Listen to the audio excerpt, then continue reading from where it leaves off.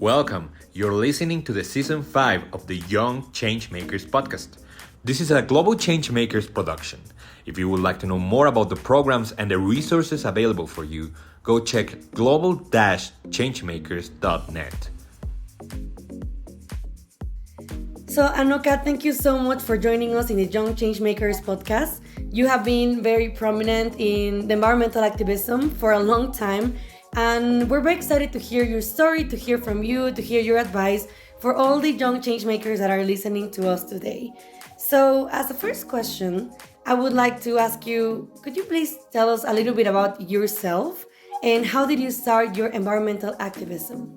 Absolutely, Meigan. So it's a very long story, I would say, because I started out when I was very, very small, but I always wanted to become a veterinarian. And then I realized when I was studying for veterinary school and biology that I would be sort of in only that field or just doing that profession. And I realized I was more into like justice and advocacy and things like that. And that really led me to a path of sort of learning more about environment. And I really love animals, so combining all of it. And then mangroves, which really happened as a tsunami, and that led me to kind of really starting something with my friends. It was very small. We started it off, and then it was a replantation program to stop anything like the tsunami from happening. And all of that combined kind of really skyrocketed over the years to build a social enterprise and to help people understand how important the environment is, and to really bring people together as communities, especially indigenous people, as well as people who are young, who want to voice out, who want to do something, all together as a collective to make a difference. Thank you, Anoka. And as we heard, there's a lot of initiatives that you have been involved with for a long time. So could you please choose maybe a couple of them or the one that is the most important to you and expand a little bit on that initiative for everyone who is listening to us? Absolutely. So I think one of the most heartbreaking things for me recently was seeing this very cute puppy dog. He was burned alive just on the 31st night. So it was the 31st of December, and people were celebrating the New Year. And the dog had been barking, and a neighbor had just sort of set him on fire. And that was the most cruel thing that I had ever seen. And it was really heartbreaking. I woke up in tears, and I knew that I had to do something because people would generally see something like that and move on the next day, right? So the dog's name was Charlie. And so I wanted to bring justice for Charlie and any other dog who goes through such cruelty. And then I started a petition. Within 3 days, there was more than 120,000 signatures for it. And then we managed to take it to the lawmakers, to parliament. And because the laws in my country, they're very old. They come down from the British, and they have very small fines and literally no jail time for anyone who engages in animal cruelty. So it was really bringing people together and going and advocating for that change. So for me, I think personally that was really important because unlike people, we can always go out there, protest, stand up for our rights, but animals really can't do it. So it was really important for me to have the ability to do that with an incredible group of people. So yeah. Thank you so much for sharing this. And this is also something that I completely understand. I have 4 dogs. So they are my family members, and I completely understand that they cannot communicate as we do. And it's not fair that they are treated in such cruel ways, especially considering, how beautiful they are and the fact that they deserve the same opportunities. They deserve respect regardless of being different from us. So, from the bottom of my heart, coming from someone who literally has 4 dogs at home, thank you for stepping up and raising your voice. So that's very valuable and very important. But moving on a little bit, delving into these experiences that you have shared with us and looking back to your journey as an activist and as a social entrepreneur, what do you consider your greatest achievements? Wow, that's a really great question, Meigan. And I think for me, I would say achieving in terms of what the community has achieved is the most important thing. And really, like when we started out, we had no clue about how to work with communities, in the sense that we were just kids, right? And then to kind of learning what the communities needed and kind of like really having those dialogues, those are very important, and kind of understanding what their needs were in terms of education, digital skilling, all of those, and kind of making sure that the social enterprise that we did is pretty much providing all of those opportunities to people and continues to provide it, is self-funded and continues to empower people even now to date. I think that's I think one of the biggest achievements for us, honestly, because now you see kids who've kind of gone through our programs, who are doing really well, who are part of local councils, who are advocating for rights, who've gone to different countries and are making a difference. So it's really amazing to see that. And it is very sustainable because you're teaching something to someone and then this person can replicate that and you see how it grows into people. So, and not only into people, but then the effects in the environment and in the community. So I agree with you. It's super valuable and thank you for sharing this with us. I know that also something very important from your activism is regarding mangroves. You mentioned that in your introduction when you were telling us about your environmental activism. I know this is very important for you, but unfortunately, not a lot of people know what mangroves are.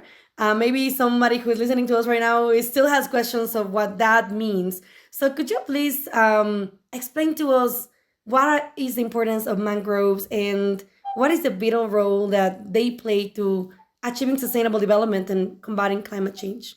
Oh my gosh. I mean, you're so right, Megan, because I mean, I used to go out there and talk to people about mangroves, and people used to ask me, is it mango?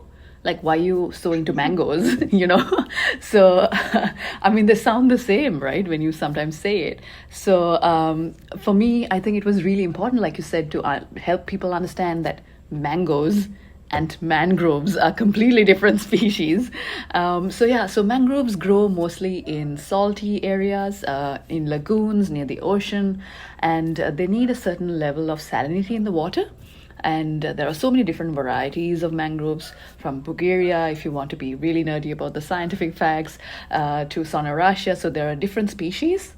And you also have species that are associate mangroves, and they grow sometimes very close to the water and sometimes not so close to the water, but they form a part of the mangrove forest.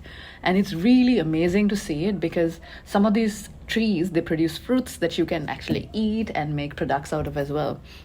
So, and they are an incredible ecosystem for so much of biodiversity, from fish to prawns to birds.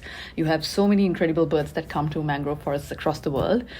So that's one of the really important things if you think about it from a very environmental and sustainable point of view.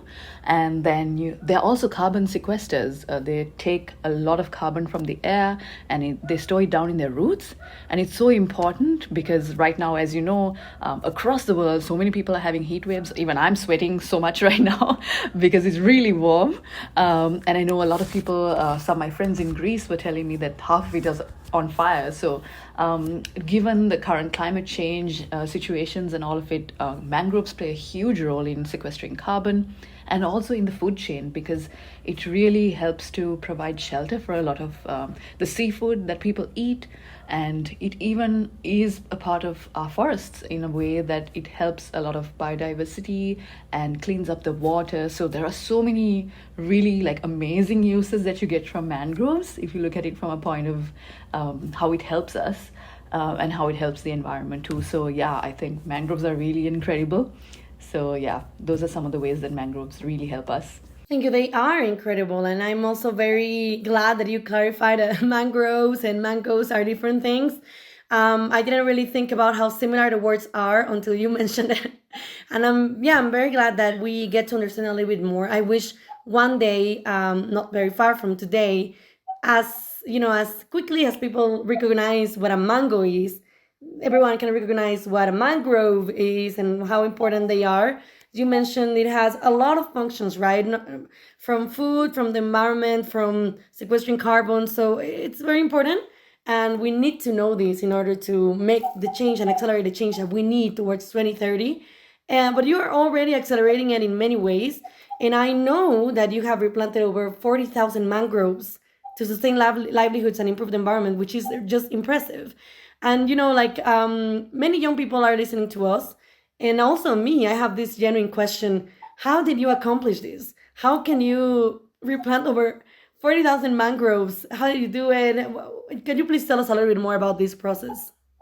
Absolutely, Megan. So, I mean, it wasn't done overnight, that I can guarantee, because if you try planting mangroves overnight, then you can't really tend to it. There are so many complications that arise, because I've seen some mangrove plantations where people just dig holes very close to each other and they dump a plant in, and they think that it's going to grow really well. It doesn't happen.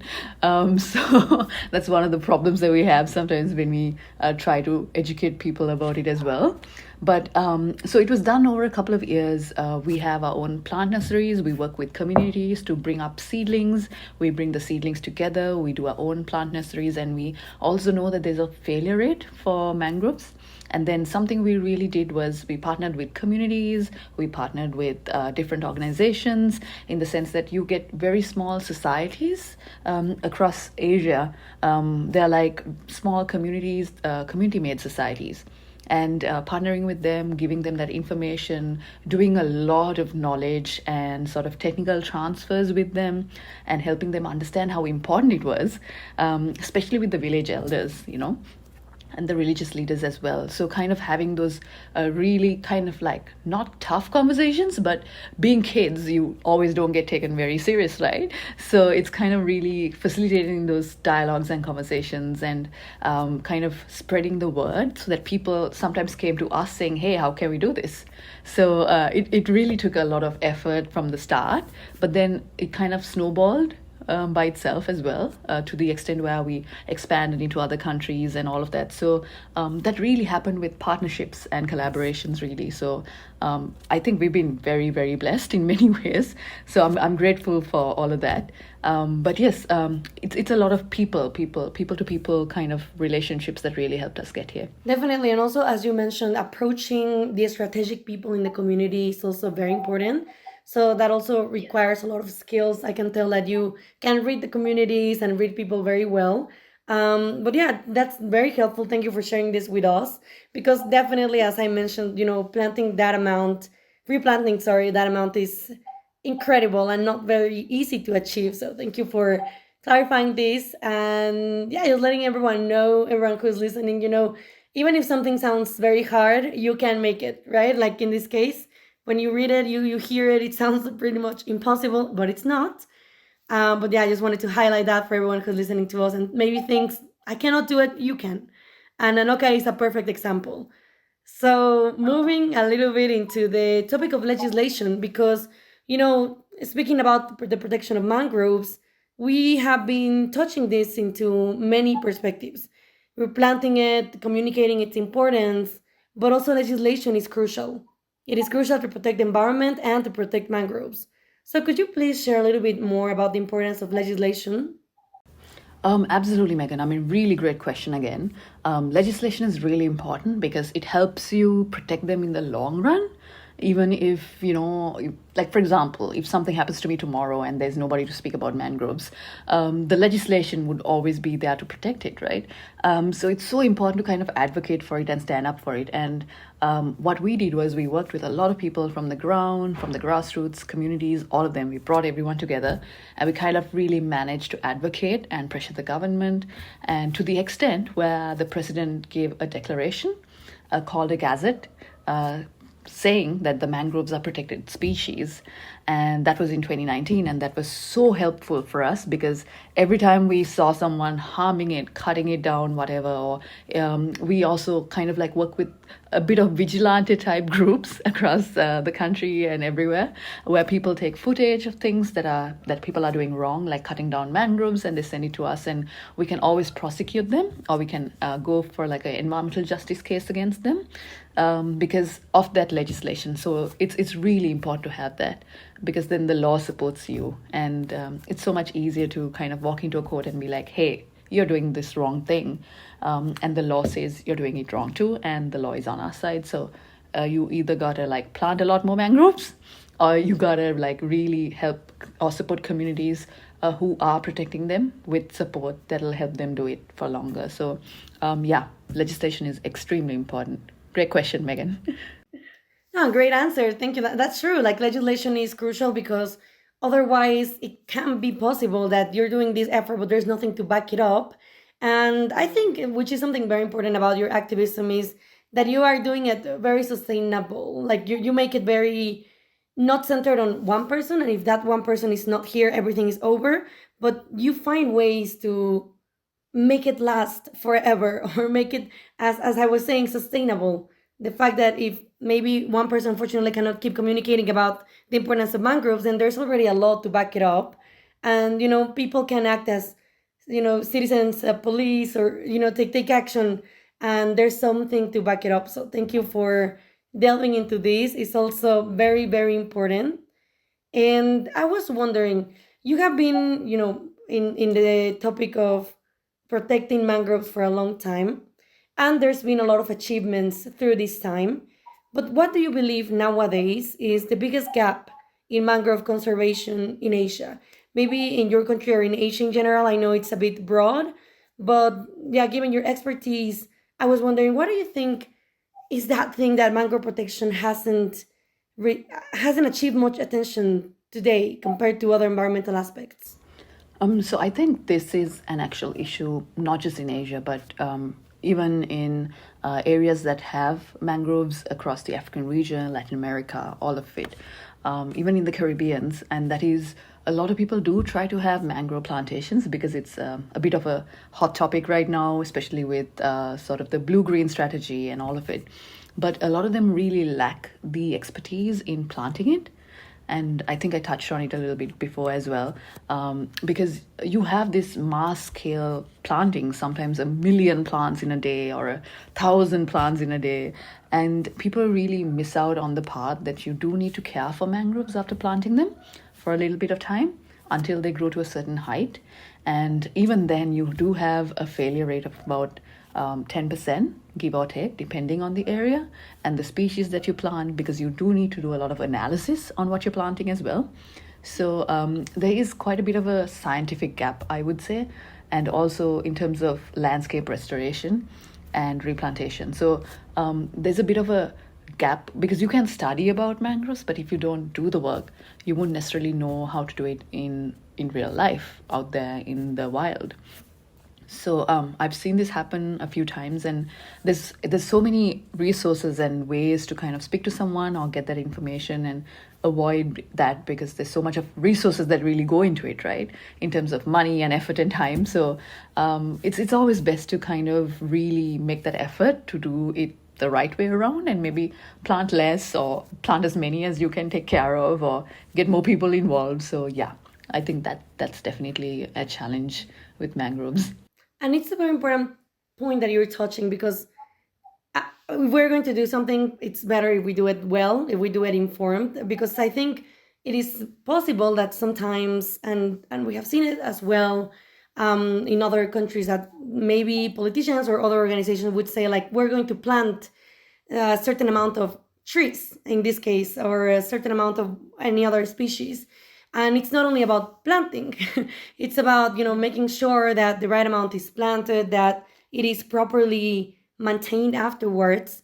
And I think that is something very important, because although it's good, we're not saying don't plant, of course not. It's important and it's good and it's a great step, but we need to do it correctly. We need to do it being informed. And at the same time, we need to ensure that it's not only one day action. As you just pretty well just mentioned, that maintenance is very important. So thank you so much for this. I think it's a very, very valuable point. And we're going to translate a little bit more about COP, because as you mentioned at the beginning, before we started this call, Anoka and I were just talking a little bit about COP coming, and something very exciting happened during the previous COP. So during COP27, an exciting event took place related to this topic we're talking about. So it was the launch of the Mangrove Alliance for Climate. I think it's possible that this event happened, but not many people are very familiar about what it is and what it encompasses. So could you please provide a little bit more details about it, and at the same time share your opinion on it? Do you think it's enough? Do you think policymakers should prioritize a particular aspect of it for the upcoming COP? Again, really amazing questions, Megan. And I do think the Mangrove Alliance is a good idea because it kind of helps people have a lot more connectivity with their work and kind of understand the challenges you go through as well. Because most of these are very similar to what people go through in their own country. And that really helps people to feel like you have someone in your corner who knows a lot about the same thing, right? So it's a great initiative, really. In my opinion, though, like with the current situation the world is facing, we do need a lot more sort of support. If you've been following COP, you would know that there is a lot of money that was kind of allocated for support to countries who are facing a lot of climate issues and vulnerabilities, and that money that was pledged hasn't really translated into actual deposits as well. So there is a lot of support that's needed in terms of the loss and damage fund, in terms of more support for actual climate adaptation, and even when it comes to things like solar or mangrove replantation, or even social enterprises that can support communities. There hasn't been a lot of support in terms of sort of driving communities to kind of own these, or communities to really implement this. Because at the end of the day, you can start anything at a high level, but if it's not translated to the grassroots where it's really needed, then you don't really have a lot of change happening. And I think we've seen this happen throughout the history of COP. And I think it's really important for action to really happen more than the talking, to be very honest. Thank you so much for sharing this. And I think everyone that is listening would agree. Action is very important. And unfortunately, sometimes it's a little bit hard because these conversations are at a very high level. But we have seen that throughout the years, COP has been a little bit more inclusive in, having activists joining. And then I think this is also something that has had a lot of struggles. But at the same time, having more voices and more diversity and thinking about it in a more diverse way that encompasses more actors is crucial to accelerate this point and to make it more into grassroots and into action. And, everything that is discussed there, the results in a way are going to have an impact. But as you pretty well mentioned it, we need to make sure that it goes into concrete action. So, and by the way, like in your intervention, you talked about social entrepreneurship. And that's really good because we're going to delve into it right now. Could you tell us a little bit more about your experience in social entrepreneurship and its relationship with protection of the environment? I know that you have had a relationship with a project named Growing Money. Could you please share with us a little bit more about it? Sure, absolutely, Megan. So, when you talk about Growing Money, it's a mangrove-based social enterprise, and it's based a lot on kind of replanting mangroves, but at the same time having an income stream for the communities who plant them. So we've really worked on different types and streams of income, and they range from community to community because we understood what the communities can provide and what they need as well. And this is where those community dialogues really come into play. And some communities needed digital skills, some preferred to just use ecotourism as an additional source of income. Some really wanted to get into beekeeping. So all of these aspects we brought together with the mangroves because a lot of them do live around the mangroves. Some of them are fishermen, some of them are agricultural people who work a lot with organic farms, and a lot of people actually transitioned from having farms which used a lot of chemical fertilizer into using more organic fertilizer because of us talking to them, and they understood that the fertilizer could actually end up in the water and get into the fish that they were eating as well. It's been an interesting kind of, I would say, change that has come about when people realized the effects that chemicals could have on their own body. Even things like chronic kidney disease can come from some fertilizers. So understanding the health implications and then really building social enterprises around the mangroves helped us to kind of sustain it and make it very sustainable and long-term, really, and give ownership back to the community because, they are the ones who need it the most and they're the ones who actually live there. Definitely. And I'm very curious to know, when did you start this initiative? For how long has it been operating? And at the same time, since I'm already asking this question, it sounds now wonderful, but I was wondering, were there challenges that you faced building this social enterprise, and which were they? Absolutely. Again, really great questions, Megan. And I would say we started it more than 10 years ago. Like I said, we were extremely small and very inexperienced in social enterprise. We didn't even understand what it was until we really understood the concepts of it. For us, it was just making sure the mangroves grew and that the people were happy. So, very simple things that we wanted to achieve when we set out. But I think for us, the social enterprise aspect really came in because we used to go and talk to a lot of people in the communities, and they would say, like, hey, we don't really have the time to be planting stuff. We have to go fish. We have farms to look after. I have kids back home. Are you insane to ask me to just come and plant stuff? What do I get out of it? Like, those were the actual questions we had. And that's when we went back to the drawing board and we were thinking, how do we make people want to be a part of this? Because, we were kids, so we had time and we lived with our parents, so we didn't have a lot of costs. But if you were somebody who was living in a community and your entire family depended on you, how would you make it work, right? So that's where the whole, we got to find a way to get, an increase of income for these people so that then there would be a better way of kind of protecting the mangroves and getting people involved as well, long term. So that's how it really happened. And challenges, yeah, oh my gosh, so many really. In terms of, I think I told you, like, the way the people questioned us initially, it's like, oh, you guys are kids, you have no idea about the real world, you don't understand the challenges we go through, the trouble I have raising my 5 kids. I won't be able to feed them if I don't get extra income. So all of those things did come up, even in terms of the mangroves, understanding how it worked, the failure rates, the growth, the maintenance, and some of it can be quite expensive if you don't have a lot of people involved, because if you are trying to pay someone to go and do the maintenance, it's very expensive. Whereas if the community is doing it, they're doing it because they get an extra income anyway from ecotourism or selling of some of the fruits and the supplies. So yes, it was creating that balance and really understanding it as a business module without ever going to business school at that stage, and kind of really understanding that and incorporating all of that. Yeah, so it was not easy. Even when you were expanding into areas, kind of explaining what mangroves were to people, just like the question you asked. So we had to do a lot of knowledge sharing, a lot of understanding, a lot of, I would say, a lot of storytelling and letting people really understand the value of mangroves as well. So yeah, it was a lot of work.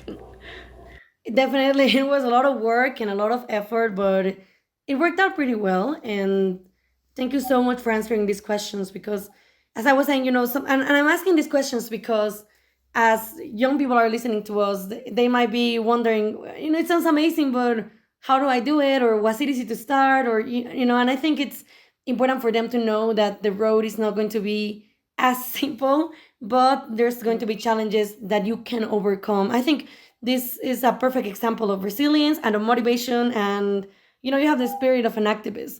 Just as you said, we had no education on business. Like we didn't go to business school, but you research on your own, and you did it with your community, with the people that were helping you, and you didn't get discouraged even if people were telling you that you were a kid, that you didn't know what you were doing. And that is something very important, and it talks to me about the importance of resilience for young activists and young social entrepreneurs.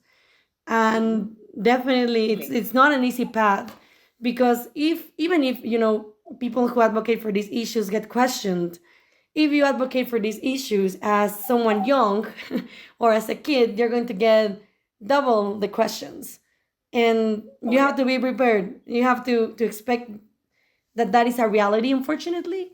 But at the same time, as we have talked about it through the podcast, knowledge and you having, the opportunity to communicate that knowledge with other people is a life changer, and it's going to be very helpful in this journey.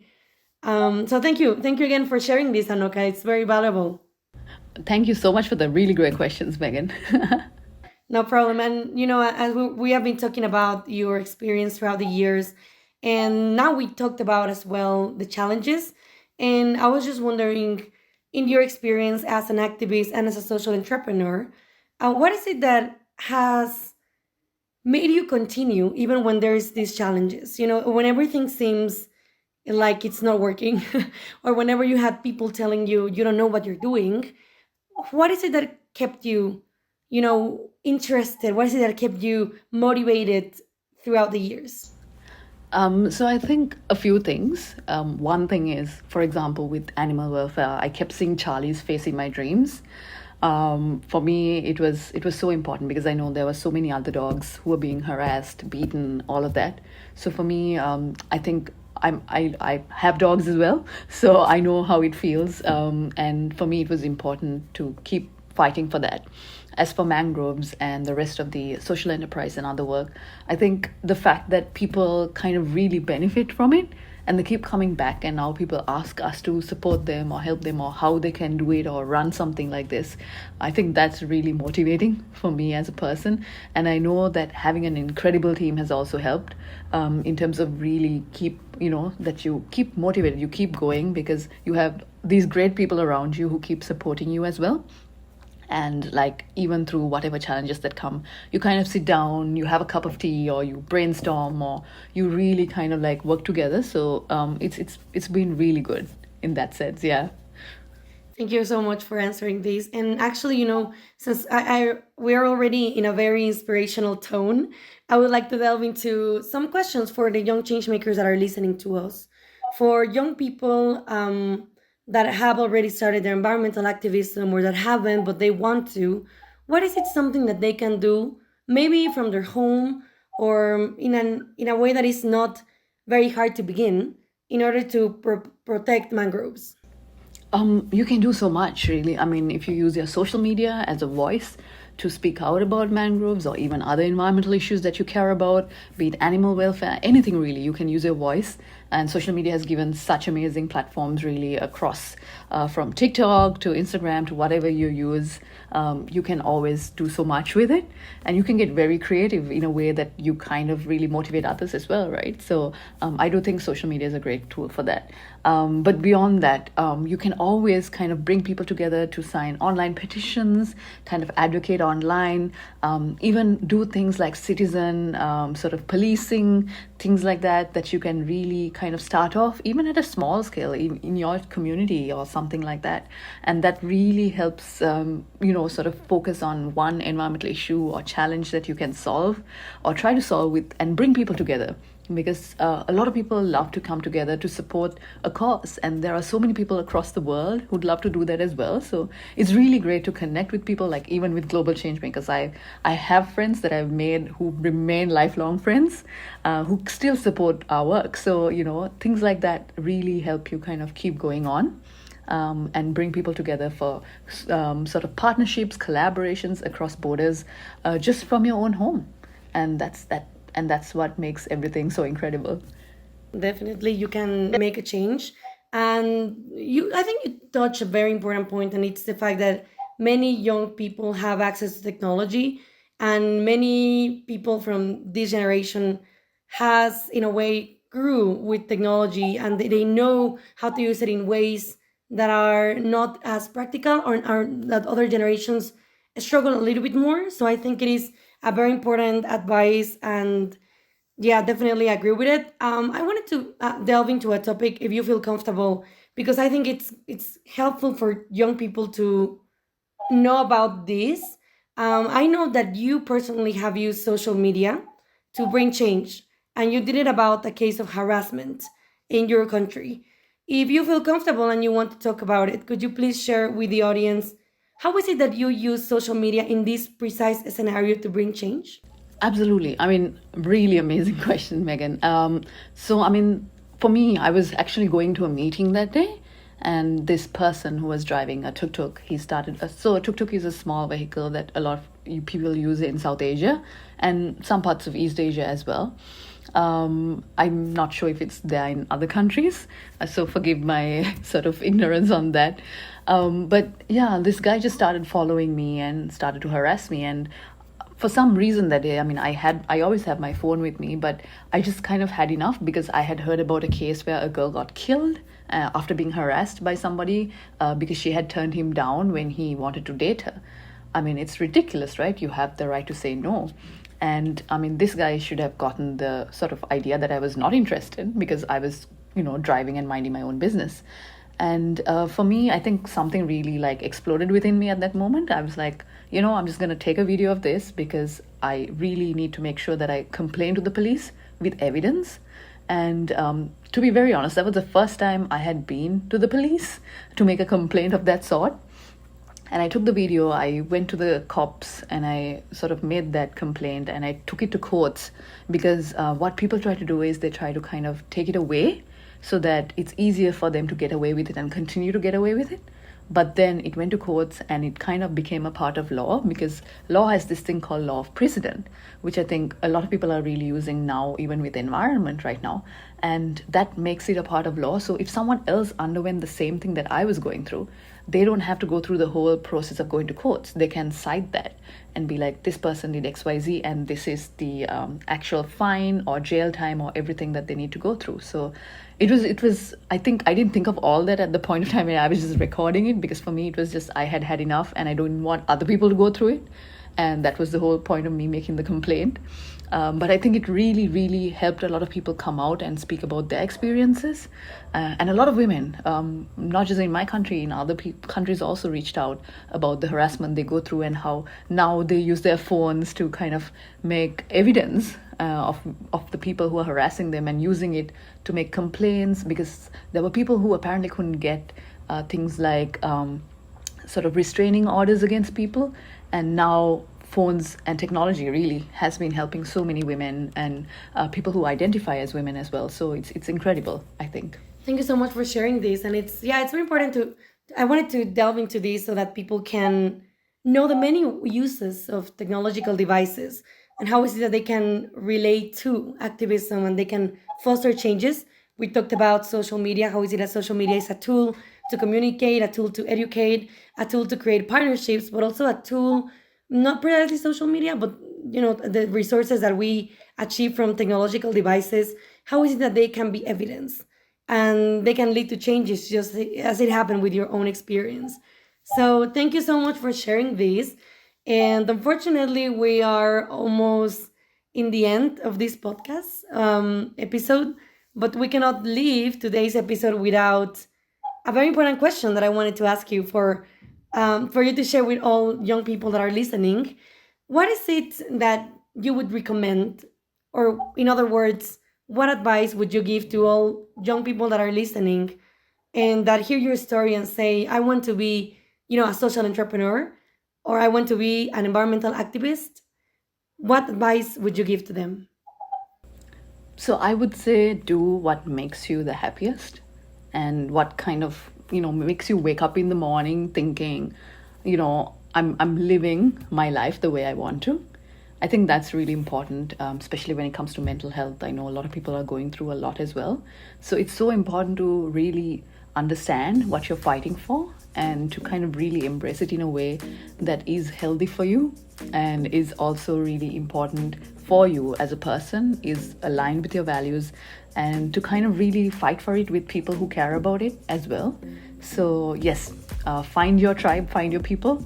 I know Global Changemakers has been like an incredible tribe for me, but find your tribe and keep fighting. And that's what I can say. And don't give up, even if results take a bit of time. Know that you will reach your goal. It will happen. Thank you very much, Anoka. It is very important, everything that you share with us. I don't have words to describe how much I admire everything that you have done. And I'm very grateful that you share this advice with all the young people that are listening to us. So find your tribe, do what you love, and don't give up. One more time, thank you so much, Anoka. It's been a pleasure having you in the Young Changemakers podcast, and keep fighting. Thank you so much, Meigan. And you keep fighting too.